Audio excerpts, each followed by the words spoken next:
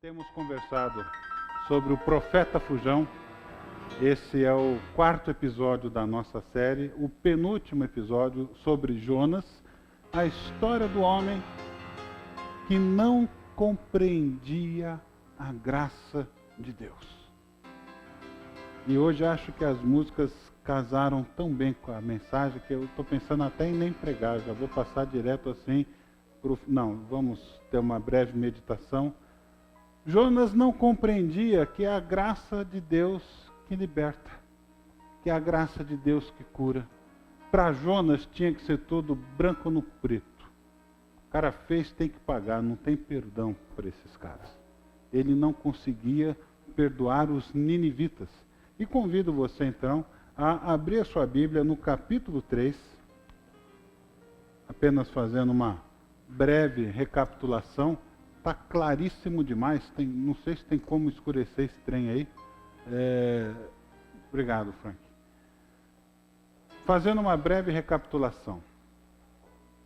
Jonas foi lançado ao mar, foi engolido pelo peixe. Ali ele escreve o Salmo das Profundezas. Deus dá uma tratada no seu caráter e ele sai dali para ser vomitado da praia. E aí nós temos o capítulo 3. Tudo isso aconteceu porque no capítulo 1 ele se recusa a obedecer à voz de Deus. Deus falou claramente para ele: levanta-se e vá depressa à grande cidade de Nínive e clama e prega contra ela. Ok, tadinho do Jonas, está até esbugalhado, o sol estava tão forte naquele dia que ele ficou assim. Então, Jonas capítulo 3, nós vamos encontrar o seguinte texto. A palavra do Senhor veio a Jonas pela segunda vez, com esta ordem: vá à grande cidade de Nínive e pregue contra ela a mensagem que eu lhe darei. Jonas obedeceu a palavra do Senhor e foi para Nínive. Era uma cidade muito grande, sendo necessários 3 dias para percorrê-la. Jonas entrou na cidade e a percorreu durante um dia, proclamando: daqui a 40 dias Nínive será destruída. Os ninivitas creram em Deus, proclamaram um jejum e todos eles, do maior ao menor, vestiram-se de pano de saco. Quando as notícias chegaram ao rei de Nínive, ele se levantou do trono, tirou um manto real, vestiu-se de pano de saco e sentou-se sobre cinza. O rei.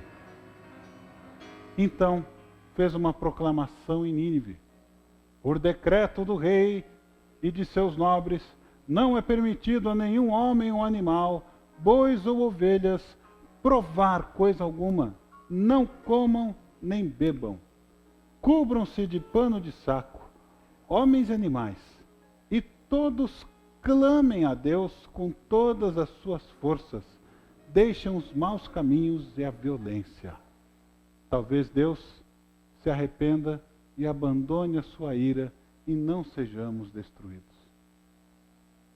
Tendo em vista o que eles fizeram e como abandonaram seus maus caminhos, Deus se arrependeu e não os destruiu como tinha ameaçado. Essa é a palavra do Senhor. O livro de Jonas é muito impressionante. Escolhi como tema para essa tarde: e se Deus me desse uma segunda chance? Você vê que o texto começa com Deus fazendo isso. E veio a palavra do Senhor a Jonas pela segunda vez, com as mesmas instruções do primeiro capítulo. Deus chama Jonas para andar mais uma vez com ele, para começar de novo essa caminhada de servir a Deus, porque na primeira vez ele fugiu. Era para ele ir para lá e ele foi para o outro lado. era para ele ir 800 quilômetros para lá, ele foi 3.000 quilômetros para o lado de lá.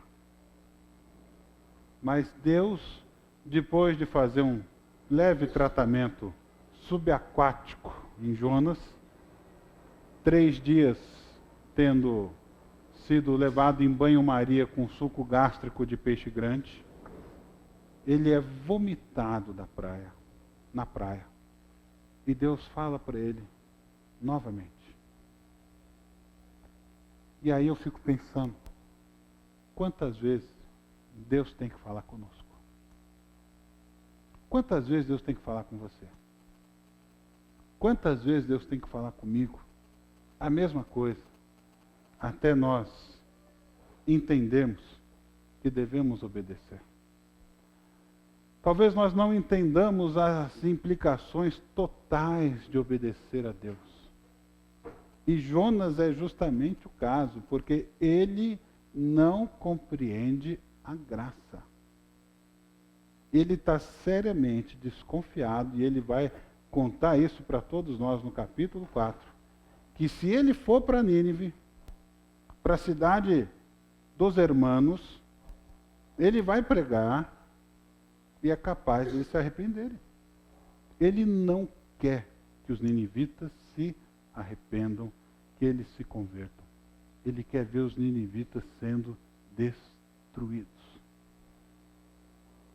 Então você veja que Deus precisa fazer com Jonas algo parecido com isso. Um exercício de paciência.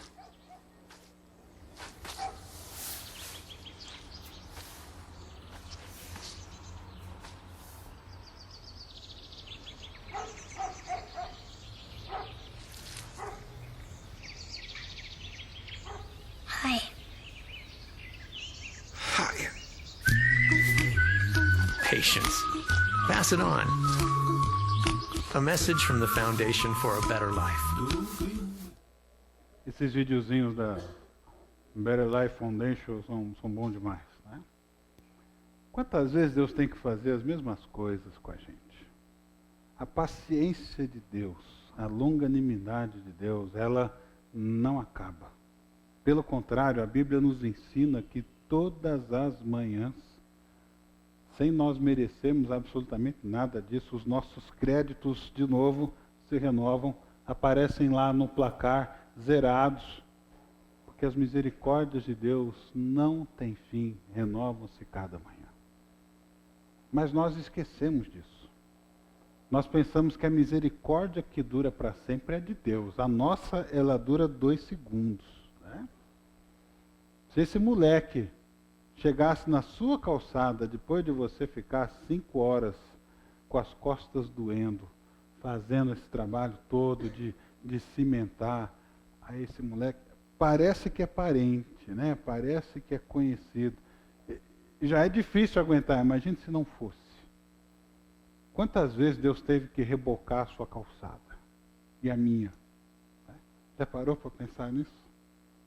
Mas o texto de capítulo 3 começa dizendo que veio novamente, pela segunda vez, a palavra do Senhor a Jonas, porque o Deus da Bíblia é o Deus dos recomeços, é o Deus de mais uma chance, é o Deus da repescagem. Né? Você está quase fora da Copa, mas tem uma chance de jogar a repescagem. E o Uruguai é uma das 4 melhores seleções do mundo. Sabia que o Uruguai quase não entrou na Copa? Né? Chegou na frente do Brasil e da Argentina. Nós vamos ter que engolir mais essa. Né? Veja só. Né? A boca fala do que o coração está cheio. Né? A gente vem aqui para pegar a palavra de Deus, escapa assim um assunto profano como esse. Me perdoe, né? Mas eu desconfio que esse assunto ainda vai voltar à tona mais algumas vezes aqui, durante a nossa meditação.